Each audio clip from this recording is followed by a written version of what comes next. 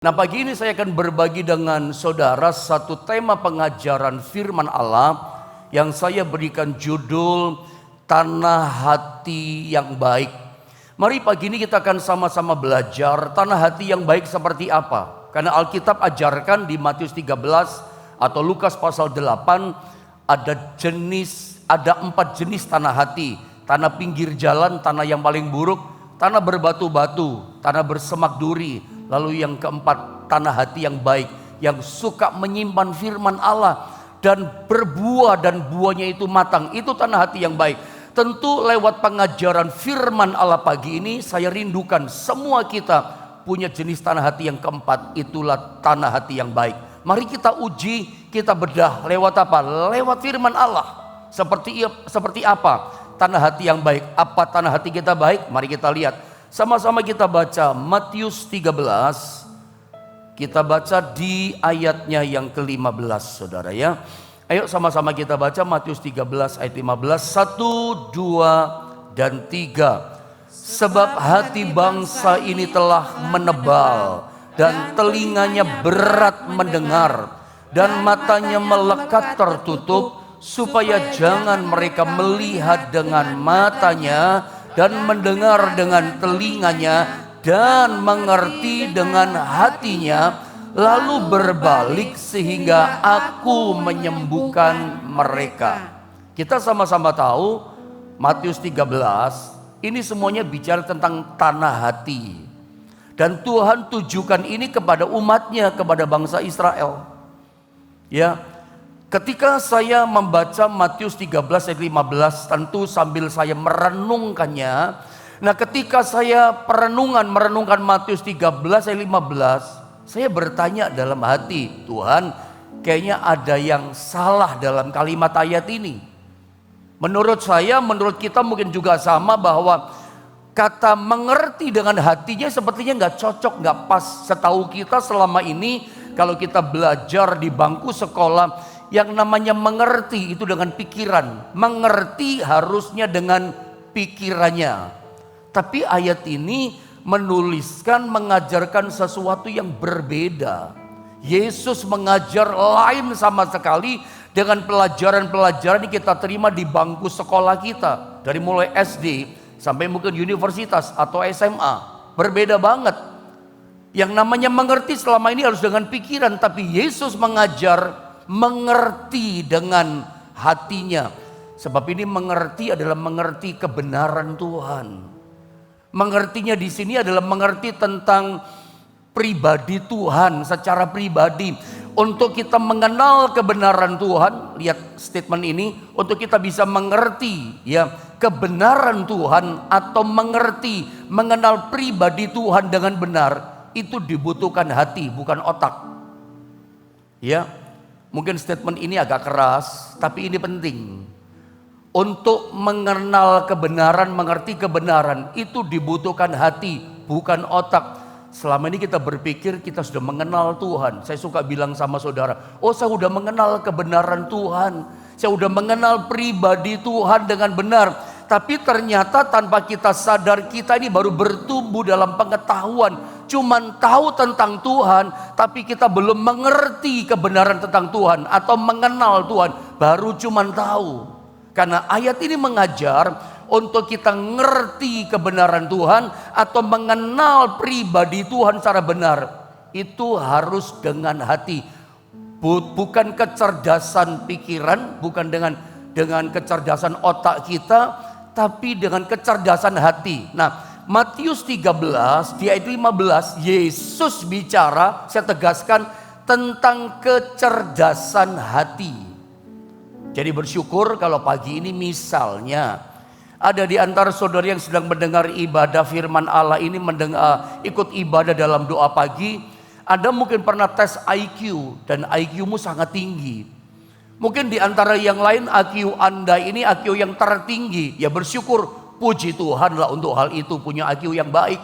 Tapi saya mau katakan, untuk kita bisa mengenal atau mengerti kebenaran Tuhan, mengenal pribadi Tuhan dengan baik dan benar, itu gak jaminan dengan yang namanya otak kecerdasan kita. Kita gak bisa pakai IQ. Saya ulang saudara ya, untuk kita bisa mengerti kebenaran Tuhan, itu tidak bisa pakai IQ. Atau saya katakan tegas ya, nggak butuh IQ, tapi butuh hati yang cerdas.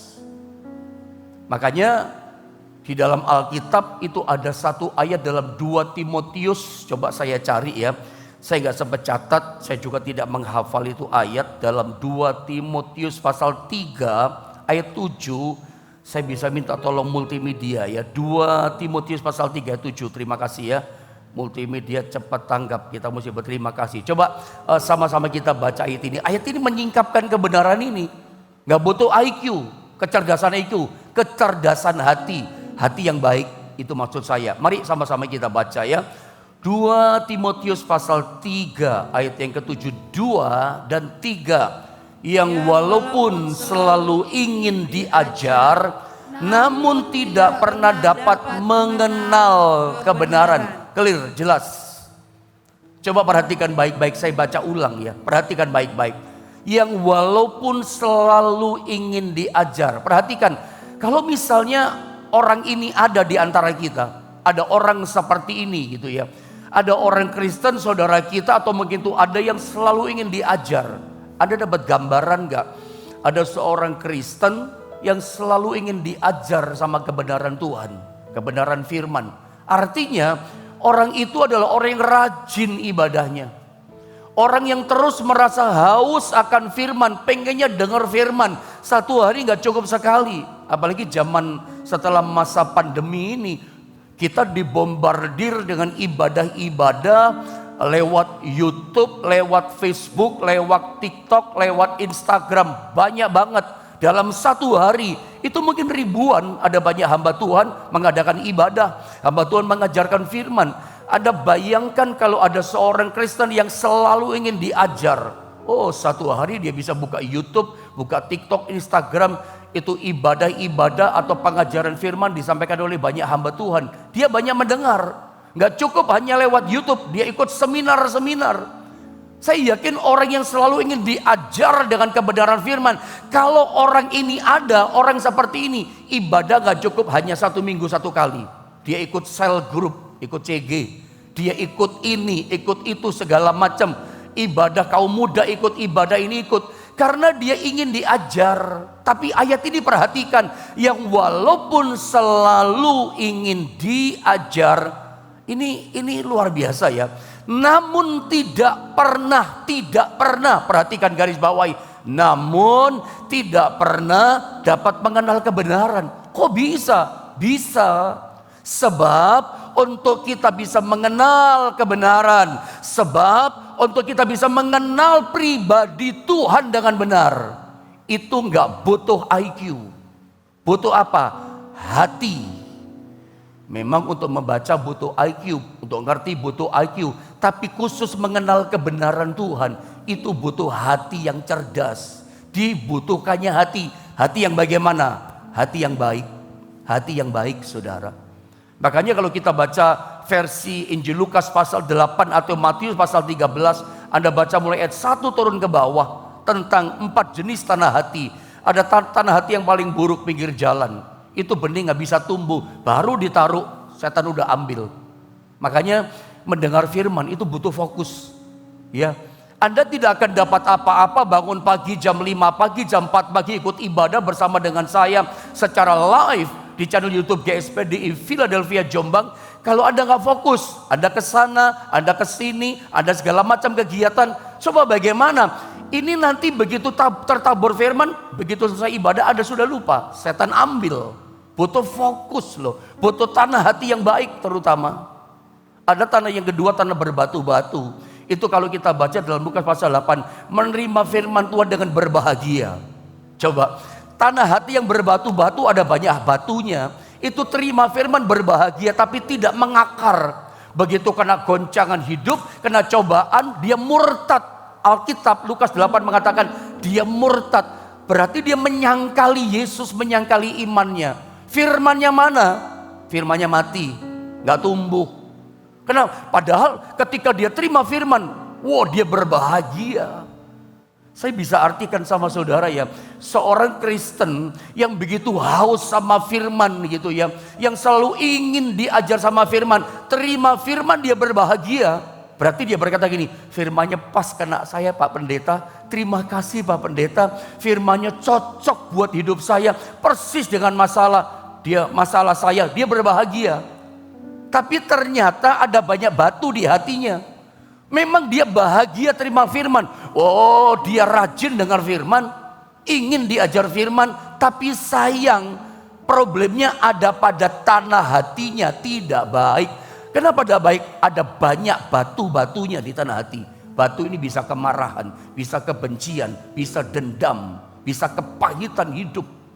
Bisa macam-macam hal, bisa kenajisan, bisa pornografi, bisa penipuan, bisa ketidakjujuran, dan segala macam. Itu batu, itu batu. Orang kalau ada tanah hatinya berbatu itu bergembira terima firman. Tapi firman Tuhan gak masuk, gak mengakar. Begitu kena pencobaan, hilang dia murtad. Termasuk jenis tanah hati yang ketiga, itu ada semak belukar. Ya, itu bicara apa sih? Kekhawatiran hidup, tipu daya kekayaan, maunya kenikmatan hidup. Begitu hadapi masalah, sama juga, saudara mundur juga. Tanah yang baik itu, Lukas 8 katakan, tanah yang baik itu tanah yang menyimpan firman. Dengar firman disimpan dalam hatinya, mengakar kuat, dia berbuah matang, sampai matang rohaninya. Sampai rohaninya dewasa dalam Tuhan, sampai satu kali sempurna sama serupa seperti Kristus. Jadi jangan kita bermimpi. Kita sering mendengar, kita rindu, saya pengen hambanya kita suka berkata, saya pengen supaya hidup kita serupa seperti Kristus.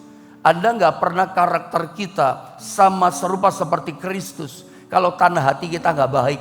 Makanya di awal tahun ini saya pikir penting untuk kita bicara tanah hati yang baik. Karena semua upah yang kita kerjakan, yang kita lakukan dari Tuhan, ada mau berkat. Kita kalau bicara kedewasaan rohani, itu gak lepas dari itu loh.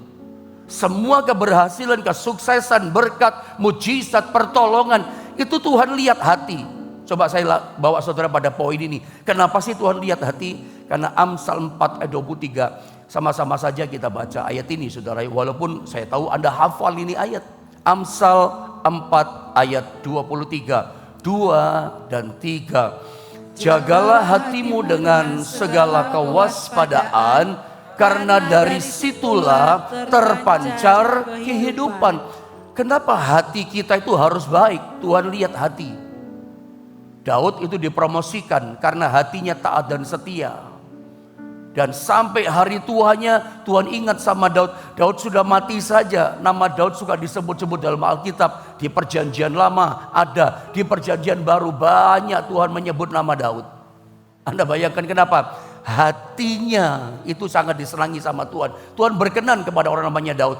Dia dipromosikan jadi raja dari gembala kambing domba yang hina yang dibawa, sampai dipromosikan sangat tinggi. Kenapa? Tuhan lihat hati orang ini. Sama dengan Salomo, seorang yang masih muda jadi raja, dapat anugerah, dapat keistimewaan spesial dari Tuhan. Kenapa dia dapat promosi itu? Tuhan lihat hatinya Salomo, hati yang suka berkorban. Di Gibeon dia mempersembahkan 1000 korban lembu. Bayangin, Tuhan lihat hati ini orang. Tapi kemudian dia jatuh, hancur karena hatinya mulai condong kepada kenikmatan hidup. Sampai istrinya 1000, dia lupa diri dengan segala berkat, bahkan hikmat yang dia terima tertinggi dari Tuhan. Dia akhirnya apa? Makanya hikmat, orang boleh pintar, orang boleh punya hikmat luar biasa, tapi kalau hatinya, tanah hatinya gak bagus, hancur juga. Hikmat penting, tapi tanah hati jauh lebih penting. Salomo tidak bisa memanage hidupnya. Apa yang dia bangun semuanya hancur. Generasi anak keturunannya hancur. Kenapa? Hatinya tidak baik. Hikmat itu penting, tapi tanah hati yang baik jauh lebih penting. Salomo itu dipromosikan karena hati, hancur karena hatinya gak baik. Dia mulai menyembah berhala, dia mulai mendirikan yang namanya mezbah berhala. Anak itu dikorbankan bayi, itu zaman Salomo. Ngeri saudara ya. Masalahnya di mana? Hati. Makanya kenapa kita mesti jaga hati? Coba baca ayat ini. Saya bawa saudara pada ayat ini, ayat yang gak asing buat kita. Dalam Yeremia pasal 17, saudara ya, ayat 9 sampai ayat 10. Saya baca dengan cepat ayat ini. Betapa liciknya hati. Ini loh jawabannya. Hati sumber kehidupan. Kalau hati kita gak baik, gak dijaga-jaga dengan baik, apa yang terjadi? Alkitab beritahu kepada kita, hati kita itu licik. Lebih licik daripada segala sesuatu. Biasanya kalau kita mikir licik, langsung setan licik pak. Kalau kita dengar kata licik, iblis pak licik. Alkitab beritahu hati kita loh licik. Lebih licik dari segala sesuatu. Hatinya sudah membatu, siapakah dapat mengetahuinya? Kalau kita punya hati yang licik, kita gak sadar. Tanpa sepengetahuan kita, dia bisa tipu tuannya, kita sendiri ditipu. Kalau kalimat mengatakan hatinya sudah membatu, siapakah dapat mengetahuinya? Berarti ada banyak orang, tanahnya banyak batu-batunya, tanah berbatu jenis yang kedua. Itu banyak orang tidak sadar, itu loh problemnya. Ingin diajar, haus sama firman, tiap minggu ada, gak pernah bolos ibadah. 52 minggu sepanjang tahun muncul terus ibadah. Tapi tanpa sepengetahuan orang itu, dia sudah ditipu oleh hatinya yang licik. Gak sadar, dia berpikir hati saya baik kok pak. Saya cinta Tuhan kok pak, saya mengasihi Tuhan. Saya hidup benar kok pak. Saya sudah mengenal pribadi Tuhan dengan benar. Padahal dia baru tahu tentang Tuhan. Baru bertumbuh dalam pengetahuan akan Tuhan. Belum bertumbuh dalam pengenalan akan Tuhan. Kenapa? Dia ditipu sama hatinya, merasa udah kenal, padahal baru tahu pertumbuhannya. Cilaka kan? Kenapa? Banyak batu di tanah hatinya. Itu pun dia nggak sadar sudah ditipu sama hatinya. Dia merasa saya baik kok, saya bertumbuh kok, saya berbuah, padahal belum. Ternyata didapati sama Tuhan, hatinya banyak batunya. Ditipu sama hati yang licik. Jadi kalau kita dengar kata licik, jangan langsung oh setan, hati kita itu licik. Makanya kita harus punya tanah hati yang baik. Kalau kita turun ke bawah, saudara ya, di ayatnya yang ke-10 dikatakan, Aku Tuhan. Ini luar biasa.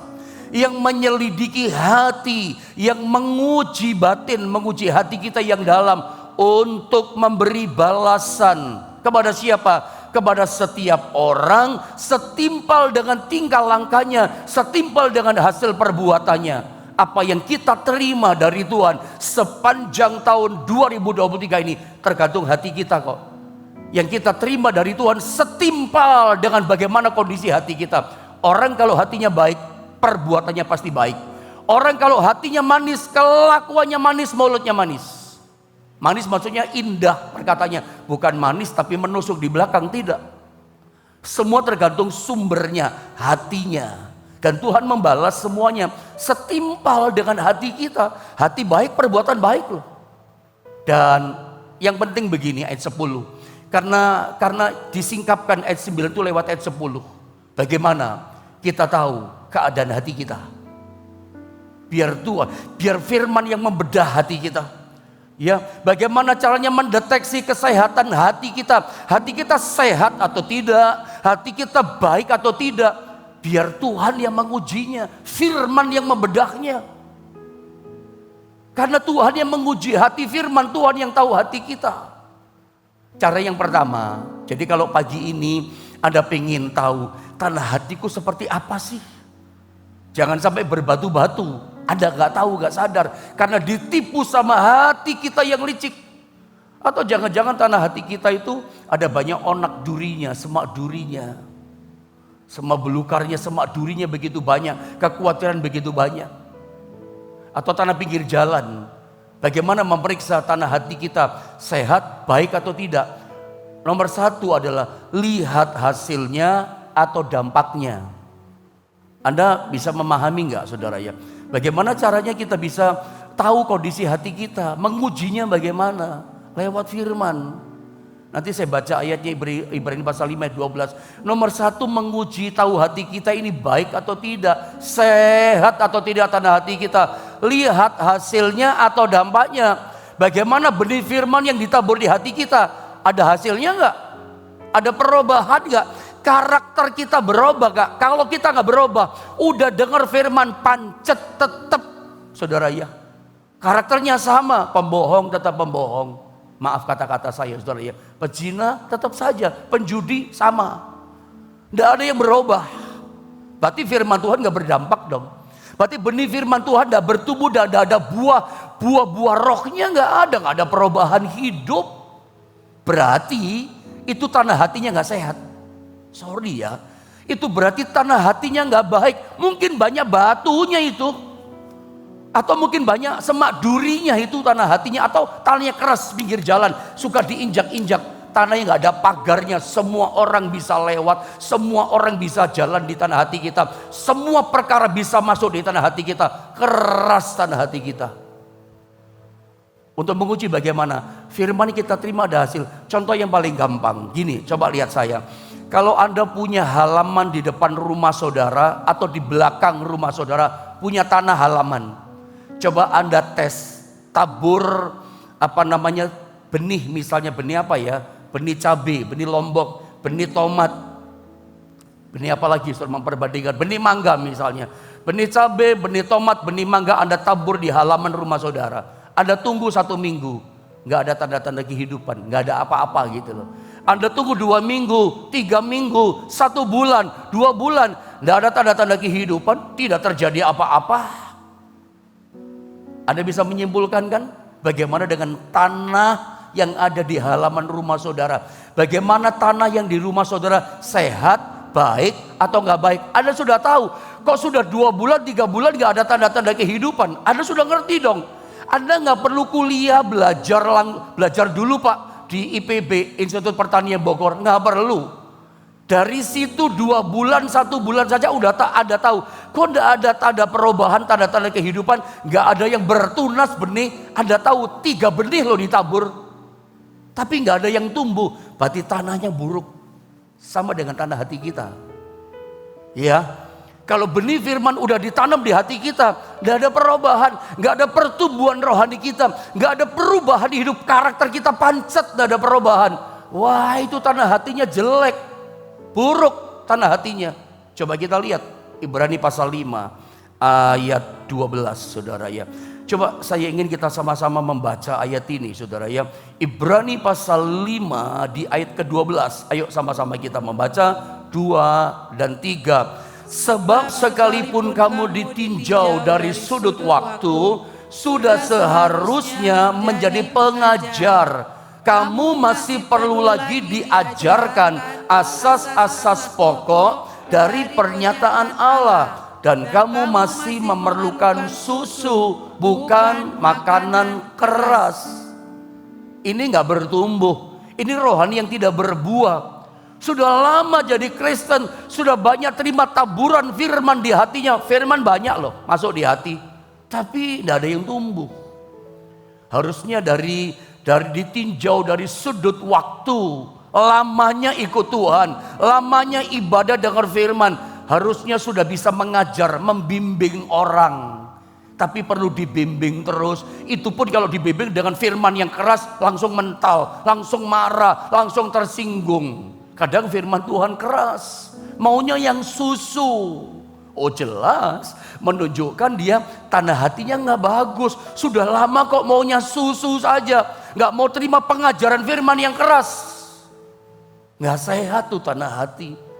Maunya hanya dibimbing. Saya percaya Anda mesti belajar membimbing orang, mulai bisa sharing. Anda mulai bisa bersaksi kepada yang lain. Ketika orang memerlukan bantuan, mari sini saya doakan kamu. Sudah mulai bisa membimbing orang kepada ketenangan hati. Sudah mulai bisa memberikan solusi orang dalam kesulitan hidup. Kenapa? Karena sudah lama diajar. Itu namanya udah bertumbuh. Ada perubahan dalam rohani kita. Nggak hanya dibimbing saja. Sekarang sudah mulai bisa membimbing 1 orang, membimbing 2 orang, membimbing 3 orang. Ada orang yang datang kita doakan. Ada mulai bisa sharing. Kamu jangan takut, percaya masih ada Tuhan. Ayo dekatkan hidupmu sama Tuhan. Ayo sama-sama aku datang ke gereja. Anda bisa mulai membawa orang dekat datang kepada Tuhan. Anda sudah bisa mulai membawa orang untuk datang dekat kepada kerajaannya. Itu luar biasa. Itu namanya berbuah. Itu namanya tanah hatinya baik. Dari mana kita bisa ngecek tanah hati kita, menguji sehat, baik atau tidak baik hati kita? Dari hasil, dari dampak. Ada hasilnya nggak jadi Kristen mendengar firman? Saya berdoa pagi ini, 2023 tahun yang baru ini, ada sesuatu yang baru. Ada satu terobosan pertumbuhan rohani yang luar biasa. Sampai berbuah di kehidupan kita. Ada hasil. Anda bersama dengan saya mungkin hampir 2,5 tahun lebih. Lebih ya, hampir 3 tahun barangkali kita mendekati itu. Kalau Anda ikut terus bersama saya dari awal. Karena saya banyak mendengar kesaksian, chatting sama saya. Saya udah dari awal Pak ikut, sampai ada yang mencatat. Pak Suhono itu hafal. Saya catat dari awal katanya. Hafal. Ada mungkin ada banyak yang dari awal. Ada yang mencatat firman. Ibu Kristina Wibisono itu mencatat sampai punya banyak buku, saudara ya. Bahkan salah satu bukunya saya bukukan. Nanti mungkin saya akan bagikan sama saudara lewat WhatsApp, saudara ya. Semacam kayak e-book gitu ya. Itu renungan saya dari mulai awal. Ya, itu Anda bisa dapat nanti kalau Anda WhatsApp di nomor yang disediakan. Bukan di nomor saya, nomor yang multimedia yang Anda dapat ayat itu. Anda kalau chatting di situ, Anda akan diberikan nanti e-book dari renungan khotbah untuk membantu saudara mengingat tahun-tahun sebelumnya, tahun awal itu ada banyak saya sediakan renungan di situ. Anda bisa ikuti itu saudara ya, lewat e-book intisari daripada renungan firman Allah. Saya berharap ada hasil, ada dampak Anda ikut dalam renungan doa pagi ini. Yang kedua, bagaimana kita bisa mengecek, menguji tanah hati kita sehat, baik atau tidak. Dilihat dari perkataan kita. Karena lihat gambar ini, apa yang keluar dari mulut meluap dari hati. Semua. Anda jangan ngomong gini sama saya, Pak Yohanes, maaf ya kata-kata saya. Ya, itu cuma di mulut kok Pak, nggak dari hati kok. Bohong. Semua yang keluar dari mulut itu dari hati. Ketika Anda mengeluarkan kata-kata yang menyakiti hati orang, aduh sampai orang nangis terluka hatinya, Anda jangan bilang gini, itu cuma di mulut kok gak di hati. Nggak mungkin. Semua yang keluar dari mulut itu keluarnya dari hati meluapnya. Dari mana pendeta tahu? Alkitab yang katakan. Coba kita lihat. Ini mungkin jadi ayat yang terakhir karena waktu ya. Matius 15 ayat 18 sampai 19. Saya baca dengan cepat. Tetapi apa yang keluar dari mulut, perhatikan, berasal dari hati. Dan itulah yang menajiskan orang, bikin dosa. Karena dari hati, lihat baik-baik, timbul segala pikiran jahat. Apalagi pembunuhan, ngeri ya, perjinahan, percabulan, pencurian, sumpah palsu, dan hujat, dan seterusnya, dan seterusnya. Semuanya itu keluarnya sumbernya dari sumber kehidupan, itulah hati. Makanya Tuhan lihat hati, beres nggak beres hidup kita, itu hati menentukan. Berkatnya kita dari hati juga, semua di hati. Ya, makanya penting saudara ya, untuk kita itu bersih hati kita, murni hati kita, karena Tuhan lihat hati. Jadi dari mana, bagaimana caranya kita menguji hati kita baik atau tidak? Dari hati, dari perkataan kita. Anda akan bisa tahu seseorang ketika ngobrol sama dia 5 menit, 10 menit, setengah jam apalagi. Ngobrol ngalur ngidul kata orang Jawa. Anda bisa tahu, oh orang ini gini karakternya. Oh orang ini tegas ya. Oh orang ini, Anda bisa tahu gitu. Orang ini baik ya. Orang ini kelihatannya sampai motivasinya pun ada kurang lebih tahu gitu. Oh cinta Tuhan. Dari ngobrol ngomongannya Anda udah tahu. Karena semua yang keluar di mulut yang Anda dengar itu bersumber dari hati. Ya, nanti kalau orang ngomong meninggikan dirinya, oh hatinya penuh kesombongan dan seterusnya. Nah, mungkin saya bagi yang bagian terakhir saja untuk membantu saudara. Kalau enggak ini enggak ending namanya kan. Bagaimana caranya kita membereskan, membenahi hati kita? Nomor 1, izinkan Tuhan yang membajak hati kita. Izinkan Tuhan yang membajak. Coba kita lihat Mazmur 26 ayat 26. Mazmur 26 ayat yang kedua. Terakhir saudara ya. Ayo sama-sama kita baca. 1, 2, dan 3. Ujilah aku ya Tuhan, dan cobalah aku. Selidikilah batinku dan hatiku. Bagaimana kita membereskan hati kita? Kalau pagi ini kita tahu nggak beres hati kita. Banyak batu Pak. Banyak ona duri, semak duri Pak. Bagaimana caranya? Izinkan Tuhan membajak hati kita. Uji aku Tuhan dengan firman-Mu, selidiki hatiku, dibajak. Kenapa sih banyak orang gak mau dibajak hatinya sama Tuhan? Ada pernah lihat petani membajak sawah? Kenapa orang gak mau dibajak, diselidiki hatinya? Seringkali ngeles, aku udah baik kok, aduh baik gak usah. Kenapa gak mau dibajak? Ada lihat petani kalau membajak, dengan mata bajaknya itu, brak, itu tanah dibongkar.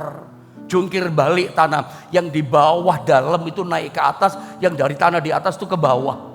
Itu yang dalam-dalam yang kotor, maaf kata yang kotor di dalam, saya udah gak usah ngomong deh, itu terbongkar semua. Sampai kita lihat dibongkar hati kita sama Tuhan, dibajak hati kita sama Tuhan, sampai kita lihatnya jijik kita. Sorry ya kata-kata saya, kita lihat jijik, wah ada kenajisan, aduh ada dosa ini, ada ini. Ketika dibongkar kita baru sadar, sampai kita jijik. Kita seringkali jijik sama orang, ternyata begitu lihat hati kita dibajak sama Tuhan, kita jijik sama diri kita. Kalau kita udah tahu nggak bener, ada poin terakhir saja deh, saya tambah lagi, tanggung jadinya. Kita mesti mengakui, iya Tuhan, aku bener ternyata ini Tuhan. Jangan ngeles, aku udah baik kok, aku udah seperti itu Tuhan. Mengakui itu penting. Iya Tuhan, kapan terakhir Anda berkata begini, Tuhan, lihat hatiku. Tuhan, uji hatiku Tuhan. Periksa hatiku Tuhan. Kalau aku gak benar periksa, kalau aku salah ampuni. Kapan terakhir Anda berdoa seperti itu? Jangan merasa, wah aku baik, coba biar periksa. Pagi ini biar Tuhan periksa hati kita saudara ya. Anda gak usah minta apa-apa dulu.